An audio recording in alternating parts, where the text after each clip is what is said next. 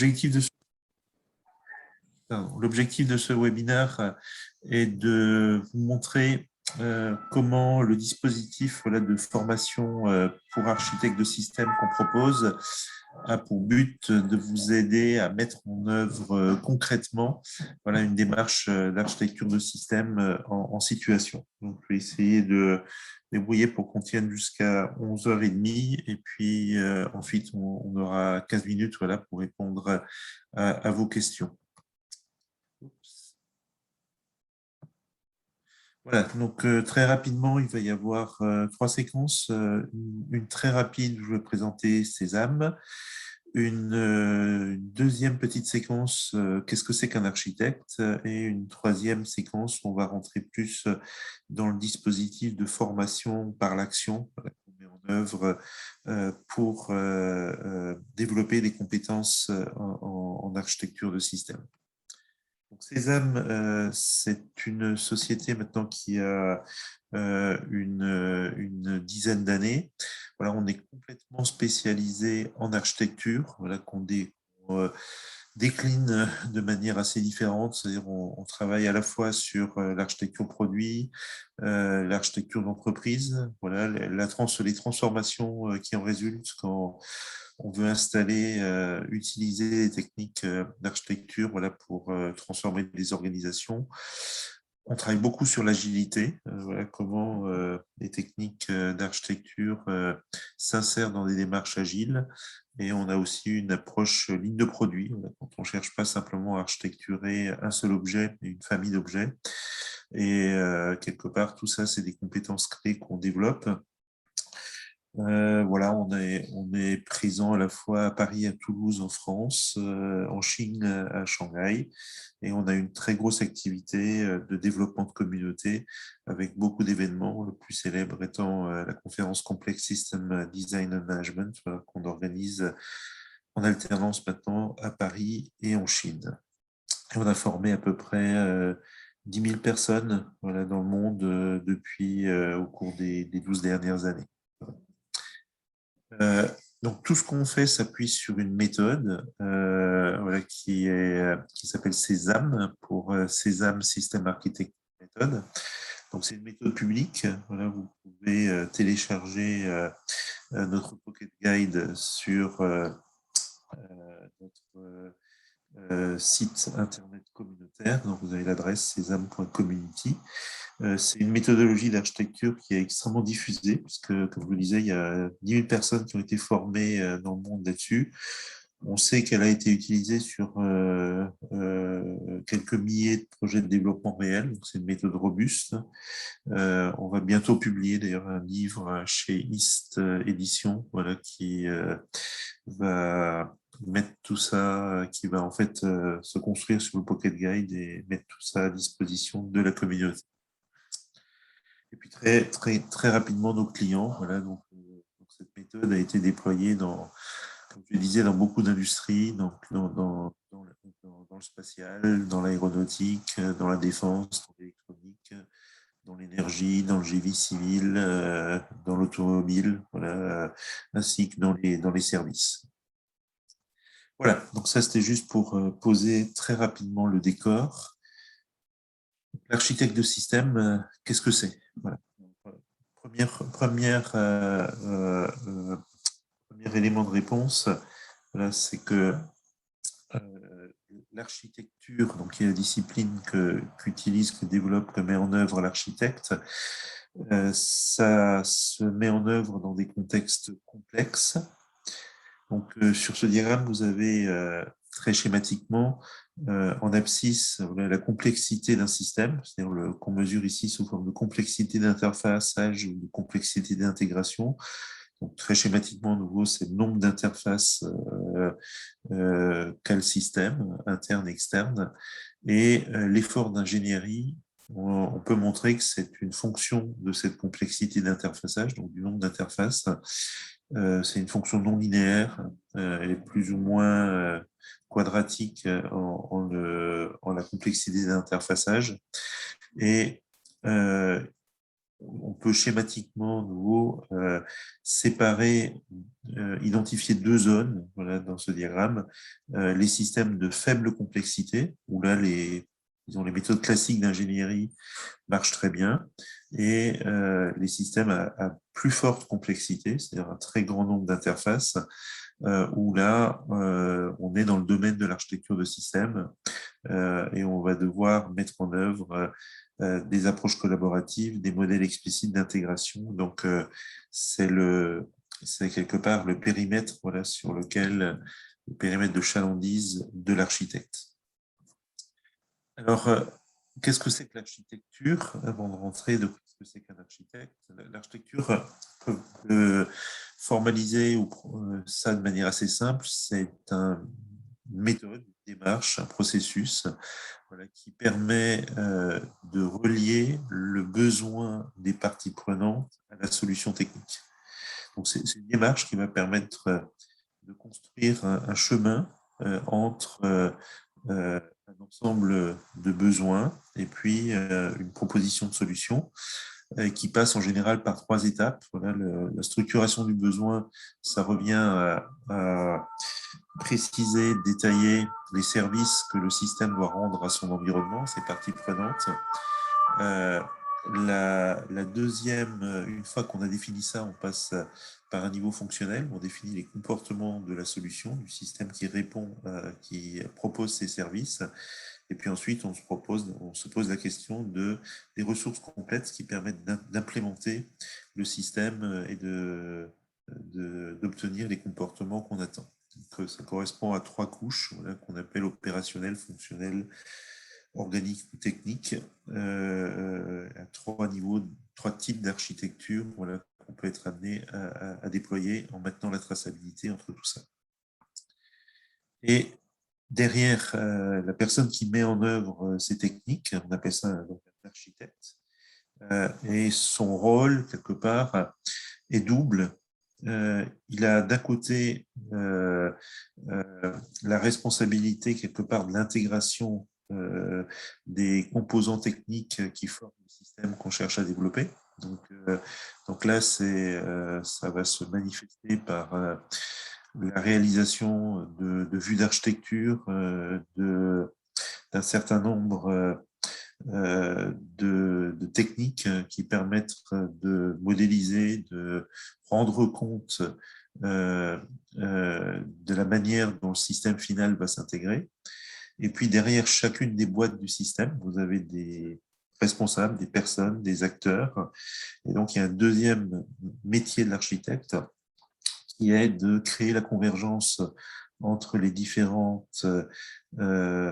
responsables du domaine technique sur lequel on agit et de mettre tous ces gens-là d'accord. Et donc là, on n'est pas du tout dans la technique, on est dans la facilitation, dans le leadership, dans une dimension soft skill. Et tout architecte, voilà, quelque part, doit savoir jouer sur ces deux tableaux, un tableau technique et un tableau humain. Voilà, cela étant rappelé, c'était pour poser un peu le décor, on va rentrer dans comment est-ce qu'on forme un architecte. Donc on a un dispositif de formation donc, qui est très bien rodé, qui s'organise en trois niveaux. Un niveau de sensibilisation, qui est marqué niveau 1 ici. Grosso modo, à la fin de ce niveau, on offre, nous, des formations d'introduction à l'architecture. Tout stagiaire qui passe par là connaît les principes, les activités d'architecture, ce qui ne veut pas dire qu'il sait les mettre en œuvre. Il y a un deuxième niveau, lui, qui est le niveau clé pour nous, pour former des architectes, qui est le niveau senior, voilà, où l'objectif ici, c'est de maîtriser en situation les processus concrets, opérationnels d'architecture. Et le but, à la fin de ce dispositif de formation, c'est de savoir appliquer l'architecture de système en situation dans le cadre d'un projet d'application. Et c'est ça qui va donner naissance à ce qu'on appelle une formation par l'action pour voilà, former quelque part nos futurs architectes sur le terrain, quelque part dans la vraie vie. Et le troisième niveau, dans lequel je ne veux pas parler trop, voilà, qui est des techniques avancées pour des gens qui ont plus d'expérience, plus d'expertise. Je vais me focaliser dans la suite de ce webinaire, voilà, sur la partie formation par l'action à l'architecture de système. C'est une démarche d'abord, cette démarche de formation par l'action, elle est très robuste. Là, elle est validée par maintenant près de 10 ans d'expérience. Donc là, vous avez les différentes entreprises où on a mis en œuvre, où on continue encore à mettre en œuvre des formations par l'action. Donc c'est extrêmement large. C'est des grands groupes industriels, des grosses PME, des sociétés de services, voilà, où on forme bon an mal an entre une dizaine et une quinzaine de personnes par an. Donc c'est pas des très gros volumes, mais c'est extrêmement qualitatif et c'est également à travers tout le retour d'expérience, voilà, qu'on a de ces dispositifs de formation que grosso modo, on peut garantir que le dispositif fonctionne, est robuste et très largement validé par cette expérience. Donc, quelle est la philosophie de la formation par l'action? Donc là, on a cité une petite citation de Confucius. Voilà, j'entends, j'oublie, je vois, je me rappelle, je fais et je comprends. Donc, la philosophie de la formation par l'action, c'est une approche de learning by doing. Donc, on pense qu'on peut apprendre l'architecture qu'en la pratiquant réellement. Et c'est pour ça qu'on parle de formation par l'action. La grosse partie de la formation, c'est la mise en œuvre en situation dans le cadre d'un projet d'application. Voilà. Alors, quels sont les objectifs de cette formation par action? Ça a pour but fondamentalement de former des compétences solides et pérennes, voilà, pour gérer efficacement des projets complexes de développement, de produits industriels ou de systèmes d'information complexes, voilà, grâce à une mise en œuvre pratique, immédiate, des concepts et des méthodes d'architecture, voilà, sur un projet réel. Voilà, donc on souhaite quelque part que tous ceux qui suivent ce dispositif, d'un côté, maîtrisent les concepts clés d'architecture en situation professionnelle, disposent de méthodes et d'outils voilà, qui leur permettront d'être plus efficaces, développent un savoir-faire en matière d'architecture collaborative. Donc ça, c'est à travers les exercices qu'on met. Et puis, quelque part, tout ça, ça permet de développer son réseau dans le domaine. Donc, comment ça marche? Vous avez ici le déroulé type de notre dispositif de formation par action. On démarre très en amont, avant, d'ailleurs, ce qui est décrit ici par, bien entendu, vous aider à identifier un projet d'application. Ça, c'est la condition sine qua non pour entrer dans le dispositif. Donc, ça se fait très largement en amont. Et une fois, quelque part, que la promotion de stagiaires est constituée, on va démarrer par une réunion de lancement où on rappelle un peu voilà, la manière dont tout va se dérouler et chaque stagiaire présente au groupe voilà, les projets d'application qu'il va utiliser de manière assez synthétique. On suit ensuite, il y a une première session de formation d'une semaine qui est animée par deux architectes sponsors seniors de notre côté. Une période de coaching, donc celle-là est vraiment la plus importante. C'est parce que c'est là où on vous aide à disons, transformer ce qu'on vous apprend dans la session de formation, le transformer sur le terrain, donc pour vous aider à mettre en œuvre en pratique les méthodes que vous avez apprises. Une deuxième session de formation, on va voir tout de suite après le contenu, suivi d'une deuxième période de coaching, et à la fin, vous fabriquez un dossier d'architecture que vous présentez devant un jury qui est évalué, et quelque part, l'évaluation de la formation se fait à travers la réalisation d'un dossier d'architecture de système voilà, qui est présenté devant des pairs. il faut compter un temps d'investissement de votre côté d'environ une demi-journée par semaine pour faire avancer le dossier de manière régulière tout au long du dispositif de formation qui dure, comme vous voyez ici, de l'ordre de 6 mois. Voilà, donc on n'est pas dans de la formation de sensibilisation, de formation légère. Voilà, il y a un engagement dans la durée. Il est bien important de noter ça. Alors, quels sont les contenus? Donc, le but de la formation, c'est de vous faire passer par un cycle complet d'architecture. Donc, vous avez ici les grands thèmes. Donc, architecture opérationnelle, qu'est-ce que c'est que le besoin? Architecture fonctionnelle, qu'est-ce que c'est que les fonctions? Donc ici, architecture technique. Et donc, dans le dispositif de formation, on va suivre un parcours standard qui commence par l'architecture de l'environnement, quelles sont les parties prenantes de votre système. À partir de là, quels sont les besoins de ces parties prenantes, quel est le cycle de vie de votre système, quels sont les cas d'utilisation, comment il se raffine en scénario opérationnel, comment on décline à partir de ça et on structure les objets métiers. Puis ensuite, on passe par on a de l'architecture fonctionnelle, quelles sont les exigences fonctionnelles de votre système, quelles sont les fonctions, comment elles se décomposent, comment elles interagissent, quels sont les modes de fonctionnement, comment les fonctions se développent, disons, se raffinent en scénario, quels sont les objets qu'elles manipulent, et puis la même chose au niveau des composants. Donc c'est tout un parcours complètement standardisé qui correspond aux différentes étapes d'architecture de n'importe quel système. Et puis ensuite, il y a une dimension aussi importante, donc il y a une dimension collaborative. Et la première semaine voilà, couvre la partie voilà, qui est délimitée en rouge dans ce diagramme, donc architecture collaborative plus architecture opérationnelle plus ingénierie des exigences. Et la semaine 2 est centrée, elle, sur le reste, donc l'architecture fonctionnelle et l'architecture technique. Et donc, pendant les sessions de formation, on va vous décrire des méthodes voilà, pour réaliser chacune de ces analyses. Et puis ensuite, vous ferez des exercices immédiatement d'application voilà, pour voir comment ça fonctionne. Donc, les exercices d'application, alors les contenus, d'abord, on vous décrit, ça se passe en 2 temps. Les contenus de formation, voilà, ils utilisent un cas d'étude standard, c'est un système de livraison par flotte de drones dans lequel on vous montre en raisonnant étape par étape voilà, comment on fait l'architecture de ce petit système d'école.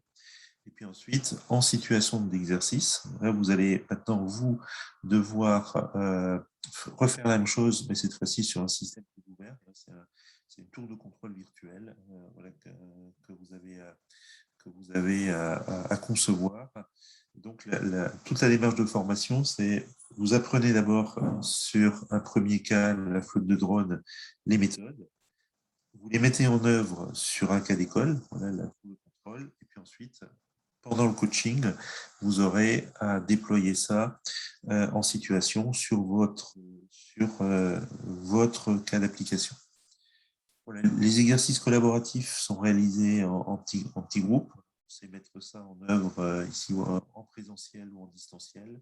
Donc en présentiel, on utilise du post-it, du papier craft, et en distanciel, on s'appuie sur Cartoon voilà, pour faire exactement la même chose, mais cette fois-ci à distance avec quelque part des papiers craft et des post-it virtuels. Et ça marche très bien. Voilà, on a fait des grosses missions d'architecture par ce biais. Le coaching, voilà, donc le coaching, c'est la partie quelque part la plus importante de la formation par l'action, parce que là, le but, c'est de vous accompagner individuellement tout au long de la formation. Donc, c'est un accompagnement qui se fait sur la base de 2 sessions mensuelles de coaching. Le but, c'est de vous permettre d'adapter la méthode standard que vous aurez vue entre guillemets en cours voilà, pendant les sessions de formation à votre contexte. Et de vous aider à définir les actions voilà, pour construire l'architecture de votre système. Donc, on vous apporte des réponses concrètes, on identifie les points d'attention.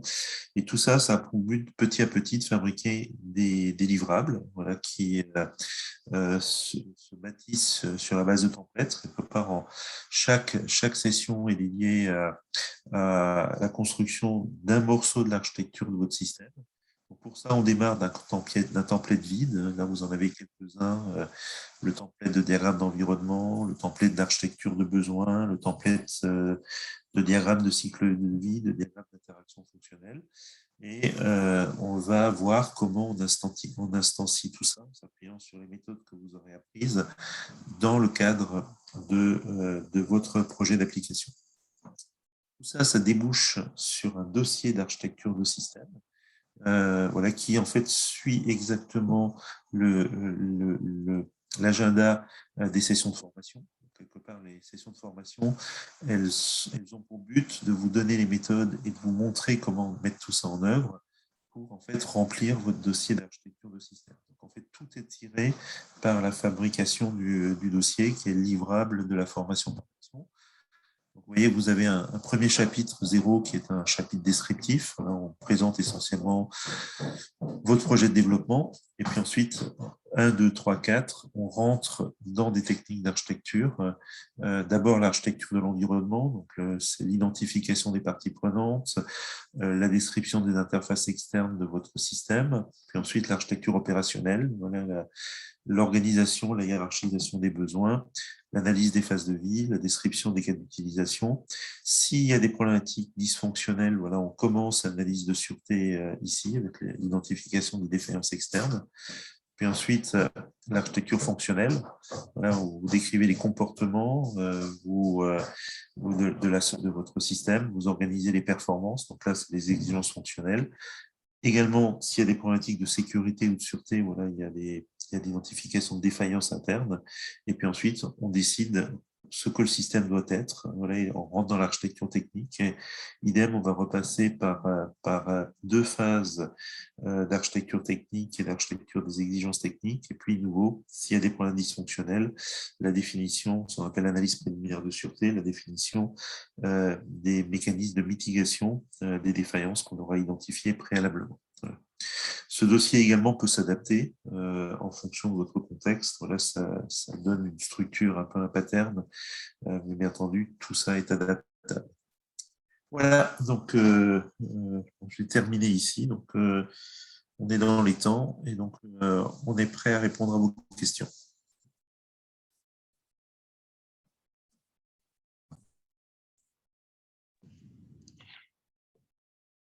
Cécile, je te passe la main pour les questions. Il y a une première question d'Elisabeth Frémaux. Il y a une première question d'Elisabeth Frémaux qui demande est-ce que vraiment, quelle que soit la complexité, on arrive à un dossier d'architecture en 6 mois? Daniel, ouais, je vais répondre. Nous, c'est ce qu'on constate en pratique. Voilà, donc, après, il y a un dossier d'architecture, c'est une centaine de pages. Voilà. J'ai presque envie de dire, si vous voulez, c'est que le format lui-même va vous obliger à rentrer dans le niveau d'abstraction suffisant, voilà, pour quelle que soit la complexité. Si vous voulez, tout le principe d'une démarche d'architecture, c'est d'organiser votre système en différents niveaux, un niveau système, un niveau sous-système, etc. Et nous, d'expérience, voilà, en 6 mois, on peut. Alors, c'est pas tout à fait 6 mois d'ailleurs, parce que vous pouvez. Ça va dépendre en fait. Ça va dépendre en fait du temps qu'on va se donner à la fin pour finaliser le dossier. Donc, parfois, on arrive à 7 mois ou à 8 mois. 6 mois, c'est une valeur moyenne. Mais d'expérience, voilà, sur tous les clients qu'on a eus, on est toujours tombé dans ces abacs. Et le point clé, quelque part, c'est qu'un dossier d'architecture, c'est pas un dossier détaillé. C'est pas un dossier qui a pour but de rentrer dans le micro-détail, mais d'avoir une couverture transverse de votre système. Donc, le but, c'est en 100 pages d'avoir une centaine de pages, voilà, de décrire complètement de manière de manière transverse toutes les couches d'architecture qu'on vous a montrées. Voilà, pour le moment, on a dû réaliser 1 millier de dossiers d'architecture qui sont tous sur des systèmes de complexité extrêmement variables, très complexes, moins complexes, voilà, mais qui sont tous caractérisés quand même par une complexité avérée, et ça n'a jamais posé de problème. Ok, très bien. Je vais juste peut-être arrêter l'enregistrement, comme ça on va continuer sur les questions de manière plus fluide. Ça n'alourdira pas le fichier. Donc,